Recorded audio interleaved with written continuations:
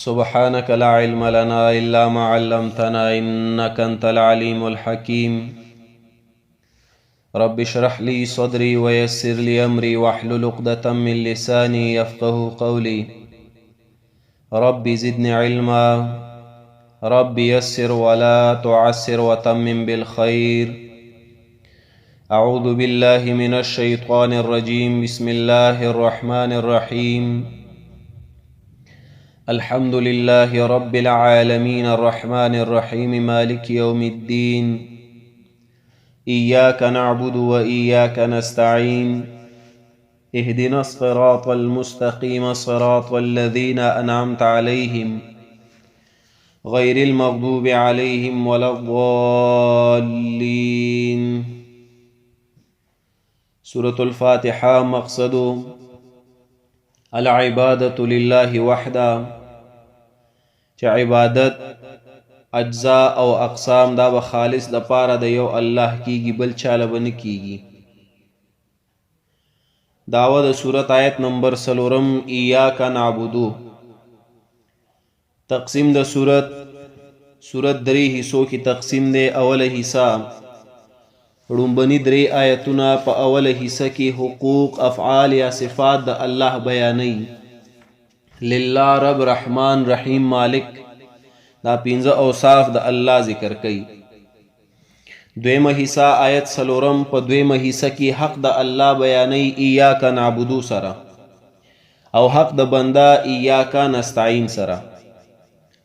دریمه حصہ 15 آیت نه تر اخره پورې په دریمه حصہ کې حق د بنده بیانوي اهدنا الصراط المستقیم سره، او بیان کوي د فرق ثلاثه د منعم علیهم په انعمت علیهم کی، مغضوب علیهم په المغضوب علیهم کی، او د ضالینو یعنی گمراهانو. اوله حصہ زمونږه په وضاحت سره بیان شوی. دویمه حصہ شروع شوی ده آیت نمبر 4 چې پدې کې حق د الله او حق د بنده بیانوي.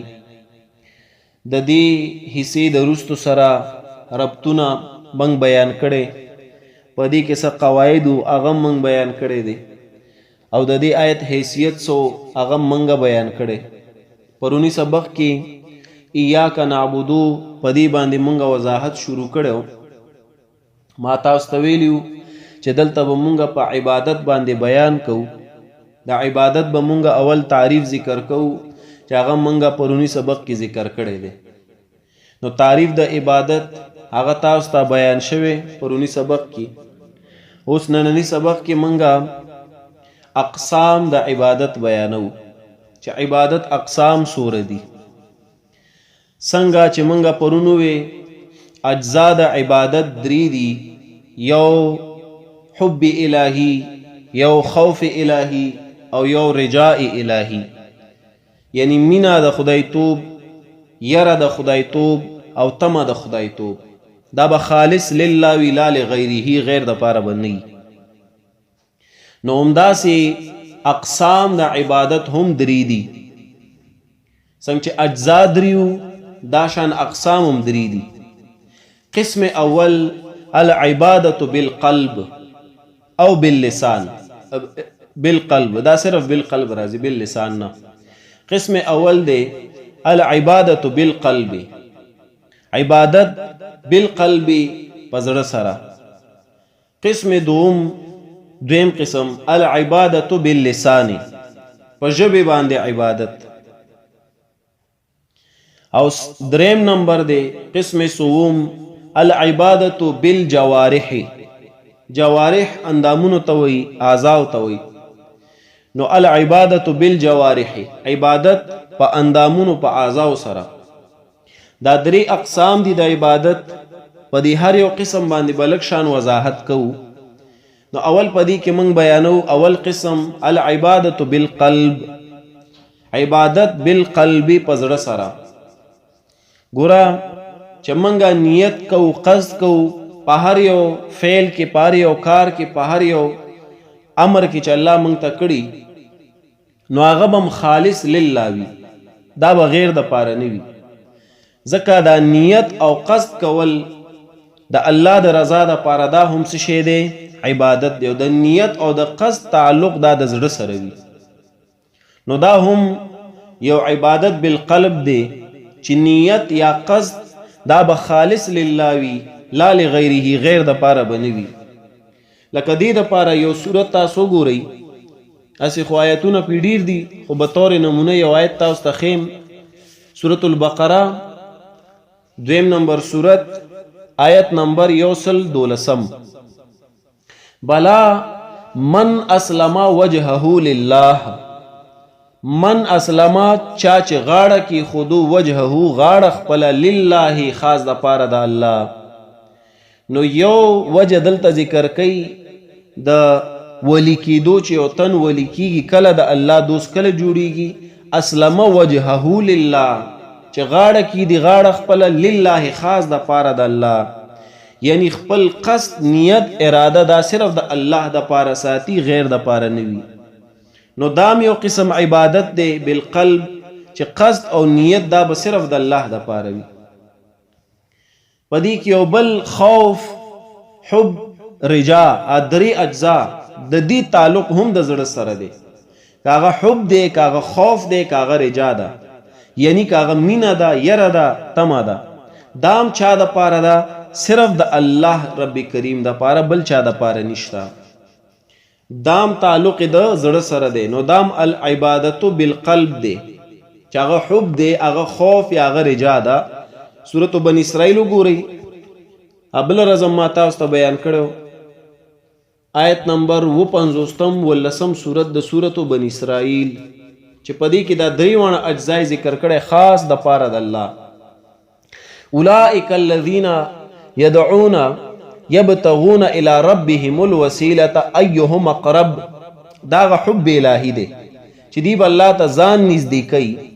ويرجون رحمته او تمساتی داغه د رحمتونو، داغه رجا ده. ويخافون عذابه او یریږي د عذاب داغه نه، داغه خوف شو.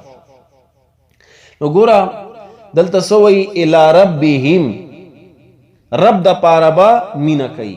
بیا ويرجون رحمته، د الله د رحمتونو نه بدی امید ساتي. ويخافون عذابه، دا هو ضمیر الله ته راځي، د الله د عذابونو نه ویریږي. نو دا مینا تما یره دا بم خالص د چا د پاره وي؟ د الله د پاره. دام عبادت بالقلب دی. عبادت بالقلب توکل هم دی. توکل محض دا په الله تعالی باندې منګه ساتو.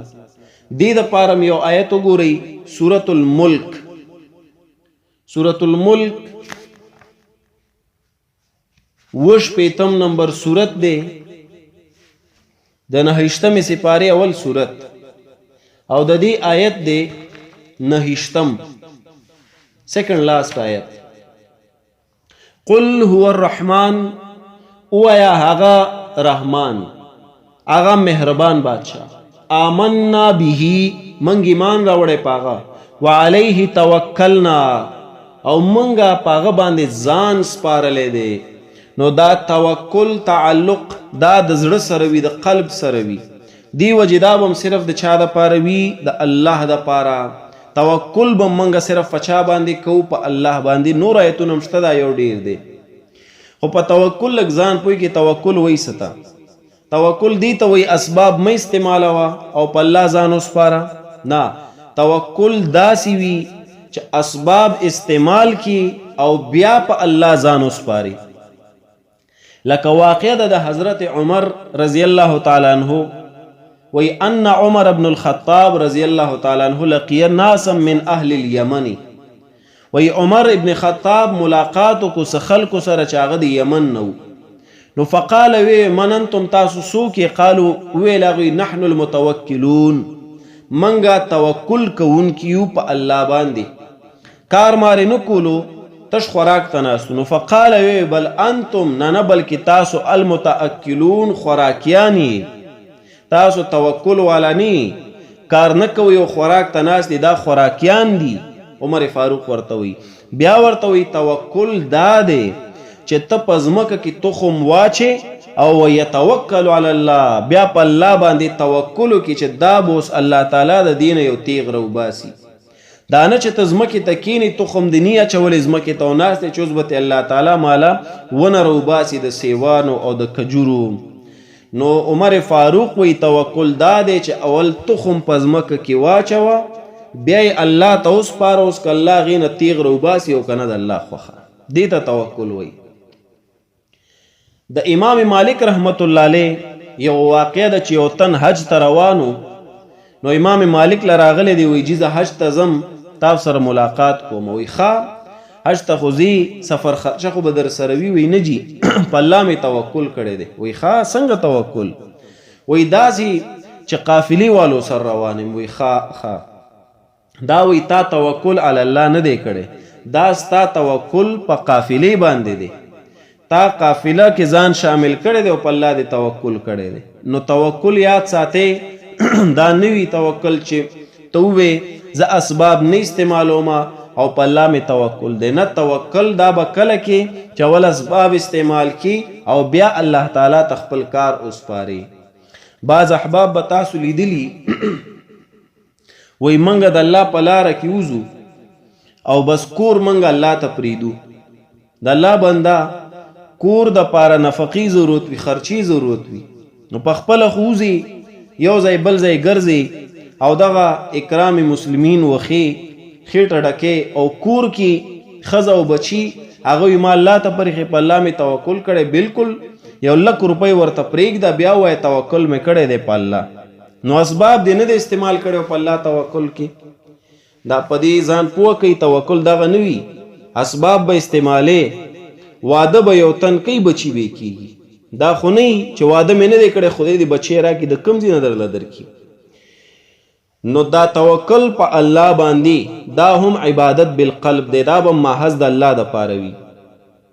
یو بل عبادت بالقلب بغض دی، خاص لله تعالی. حدیث کې راځي رسول الله صلی الله علیه وسلم فرمای من ابغض لله واعطى لله ومنع لله بلکې دی کې یو بلم دی من احب لله دی، بیا وابغض لله واعطى لله ومنع لله فقد استكمل الايمان. چا چې مینه وکړو د الله دپاره، وابغض لله چې زمونږ کوم مقصدي خبره ده، او بغض وساتلو د الله دپاره چې د الله د دین خلاف ورزي او تن کوي او دی ورسره بغض کوي.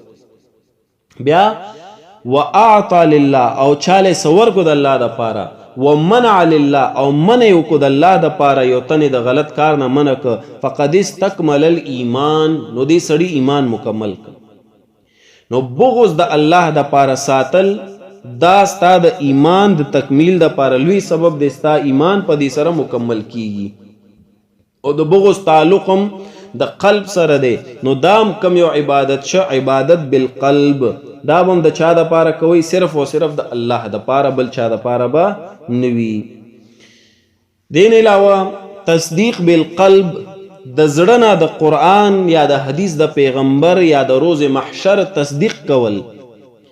لکه مونږ وایو که نه چې زما ایمان دی په قیامت باندې، دا خو ما په ژبې سره ووی، خو د زړه نه زما اوس تصدیق دا دی، زړه کې مې یو یره د چا او قیامت را روان دی، دې ته وایي تصدیق بالقلب.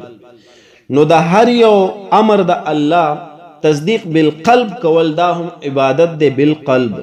دا یو څو عبادتونه ما تاسو ته ذکر که، نیت، خوف، حب، رجا، توکل، بغض، تصدیق بالقلب، دا ټول عبادات دی بالقلب من کو. نو دا به خالص د الله دپاره وي. د زړه چې څومره عبادتونه دي دا به د الله دپاره کیږي. دویم قسم د عبادت هغې ته ویلی شي العبادة باللسان او بالقول. قولی عبادت هم ورته ویلی شي او باللسان هم ورته ویلی شي په ژبې باندې. لکه اول اقرارم باللسان، په ژبې باندې منګه تصدیق کوو چې او زما په الله ایمان دی، او زما په پیغمبر ایمان دی، او زما په قرآن ایمان دی. دا اقرار باللسان دی. په ژبه ته څه کې اقرار کې تصدیق کې دی خبرې. دقه د ژبې دا اقرار دا هم عبادت دی، دا به هم د الله دپاره وي. دین علاوه تبلیغ القرآن، د قرآن مجید تبلیغ کول، په ژبې بیانول. دا زه چې استاذ ته لګیا یم، دا هم څه شی دی؟ عبادت باللسان. دا بم خاص د چا د پاره وي؟ د الله د پاره. نو تبلیغ د قرآن، بیان د قرآن دا بم لله وي، ځکه الله په دې امر کړی دی ځای په ځای. لکه دې دپاره صرف تاسو سورة المائده وګورئ، 5 نمبر سورت آیت نمبر دی 67. یا ایها الرسول بلغ ما انزل الیک من ربک، تبلیغ وکړه دا هغه څه چې نازل شوی تا ته ستا د رب د طرفه. رب درته چې څه شی نازل کړی د هغې تبلیغ وکړه. ګویا کې دا تبلیغ هم د چا دپاره دی؟ د الله دپاره. دین علاوه عبادت باللسان یو بل عبادت دی مخاصمه، یعنی د باطل پرستو سره مناظره کول، بحث کول، او دې ته جهاد بالقرآن هم ویلی شي.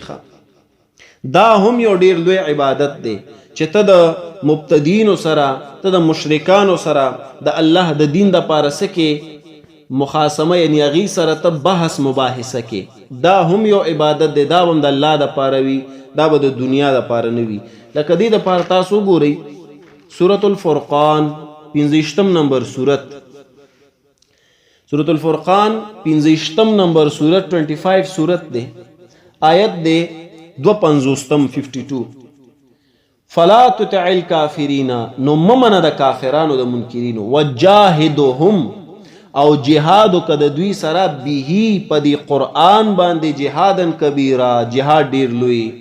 قرآن ته جهاد لوی وی، نو په دې قرآن سره جهاد وکړه، لوی جهاد وکړه. د چا سره؟ د منکرینو سره.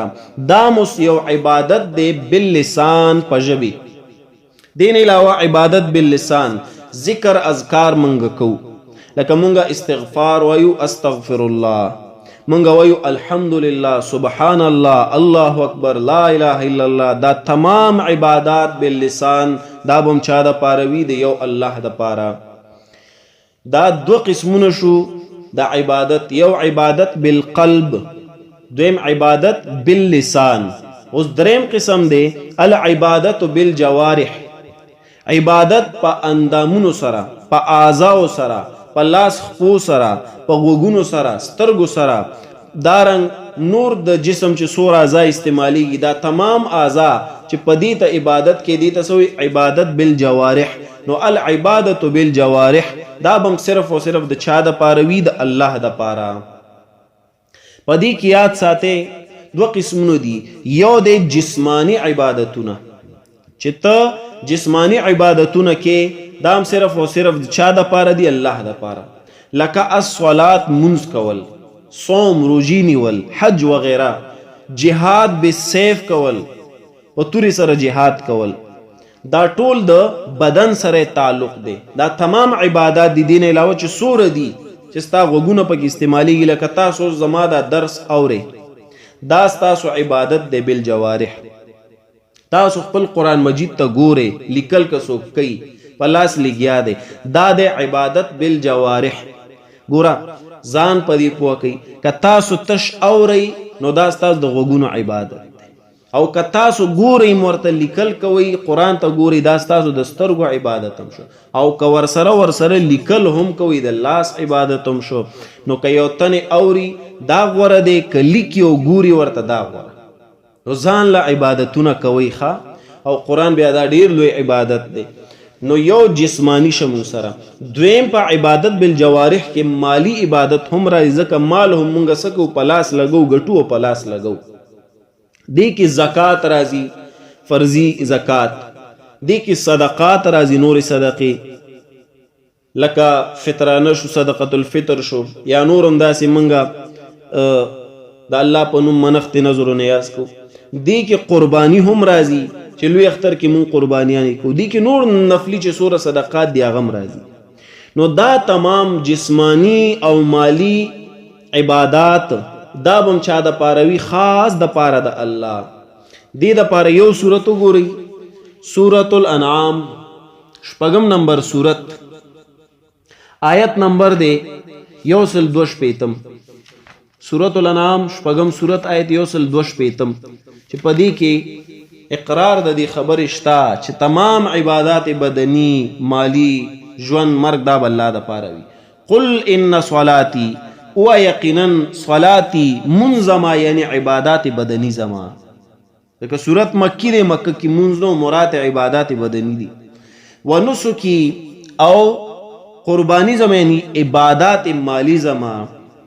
و محیایا او ژوند زما او مرګ زما لله رب العالمین خاص د پاره د الله دی چې پالون کې دی د تمام مخلوقاتو. نو زما عبادات جسمانی زما عبادات مالی دا به خالص د چا د پاره وي، دی الله د پاره.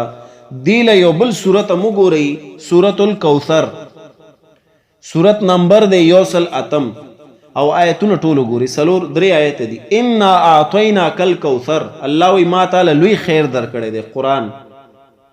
فصل لربک وانحر، دی کی ګورا فصل نو منز کو یعنی عبادت بدنی کو، لربک خپل رب د پاره، وانحر او قربانی یعنی عبادات مالی کو. نو کوثر صورت کی هم درته وی فصل لربک وانحر، عبادت جسمانی عبادت مالی دا بس صرف او صرف د چا د پاره کوي، دا به د یو الله د پاره کوي. نو ګورا حدیث کې هم دی د رسول الله صلی الله علیه وسلم یو حدیث دی. رسول الله صلی الله علیه وسلم فرمایي، د مسلم شریف حدیث دی، د دریوانو عبادت او تعالی ته اشاره شوی، خو صرف په یو کار کې سکار کې ګوري. مر امنکم منکرا فلیغیره بیده، چا چې پتا څو کې یو منکر یو خلاف شریعت کار صحیح کو ویلی دو، نو هغه لازم دی چې هغه په لاس کې بند کی. دا کم یو عبادت شو، عبادت بالجوارح. یوزی کې د دین خلاف غلط کارونه کیږي، شرکیات کیږي، بدعات کیږي، یوزی کې خلق د الله د دین خلاف ورزي کوي، په غم خاده کې ستا طاقت شته تی پلاس بند کا. دا ستا کم عبادت شو، عبادت بالجوارح. فإن لم يستطع او کچر ستا طاقت نوی فبلسانی، نو به په ژبه ردو کا، خلق پوکا. نو دا ستا کم عبادت شو، عبادت باللسان.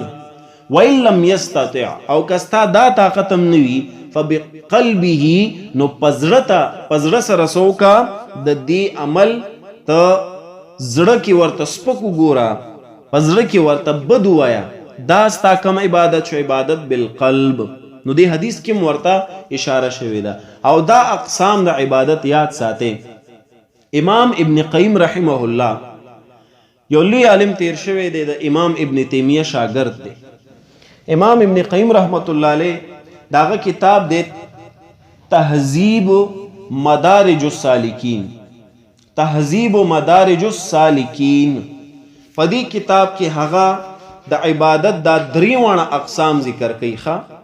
اگر چې دی خبرو ته حاجت نشته، خو اکثر ملګری بیا دا سوال کوي چې ویره د اقسام یا د اجزا دا په کوم ځای کې، دا تمام مونږ د کتبو نه درته بیانو، زمونږ استادانو او شيوخو چې کوم مهنتونه کړي دي، نو دا یې اسې بیسه د ګیډې نه دی روباسلی، په دې باندې هغې ډېر زیات خواري مهنت کړی او دا یې بیان کړی دی خلکو ته.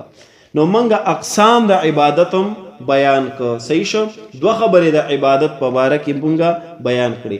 یو تعریف د عبادت، عبادت څه ته وایي، نو په هغې باندې ما تاسو ته تشریح کړی چې څه ته وایي.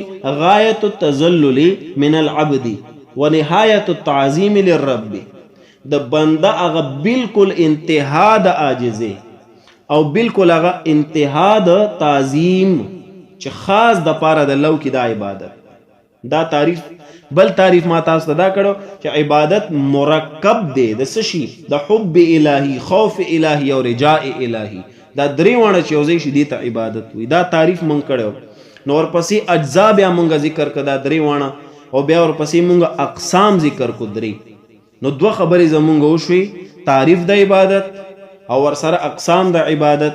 دی پسې به ان شاء الله تعالی منګه علت د عبادت ذکر کوو چې دا سوره عبادتونه اجزا مونږ وي، دا سوره اقسام مونږ وي، دا اجزا دا اقسام منګه د الله د پاره ولی کوو.